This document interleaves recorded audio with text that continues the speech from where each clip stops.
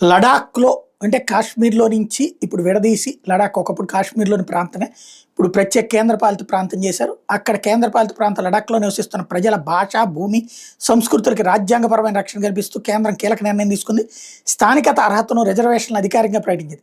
80% ఉద్యోగాలను స్థానికులకే ఇవ్వాలని నిర్ణయించింది. 15 ఏళ్లకు మించి ఆ ప్రాంతంలో నివసిస్తున్న వాళ్ళు కనీసం 7 ఏళ్ల పాటు అక్కడ చదువుకుని 10 లేదా 12వ తరగతి పరీక్షలకు హాజరైన వాళ్ళని స్థానికులకు గుర్తించాలని నిర్ణయించింది. అంతేకాకుండా లడాక్ అటానమస్ హిల్ డెవలప్మెంట్ కౌన్సిల్లో 33% సీట్లు మహిళలకు కేటాయించబోతున్నారు. తక్షణమే ఉత్తర్వులు అమల్లోకి రాబోతున్నాయి. 10 ఏళ్ల పాటు లడాఖ్లోని కేంద్ర ప్రభుత్వ విభాగాలు, ప్రభుత్వ రంగ సంస్థలు, బ్యాంకులు, అఖిల భారత సర్వీసులు, కేంద్ర విశ్వవిద్యాలయాలు, కేంద్ర ప్రభుత్వ గుర్తింపు పొందిన పరిశోధనా సంస్థల్లో విధులు నిర్వహించిన ఉద్యోగుల పిల్లలు స్థానికతకు అర్హులవుతారు. ఆర్థికంగా వెనుకబడిన వాళ్ళకి 10% రిజర్వేషన్లు కొనసాగుతాయి. జమ్మూ కాశ్మీర్కి ప్రత్యేక ప్రతిపత్తిని కల్పించే రాజ్యాంగ అధికారం 370ని 2019లో రద్దు చేసిన తర్వాత జరిగినటువంటి అతి కీలకమైనటువంటి చర్య.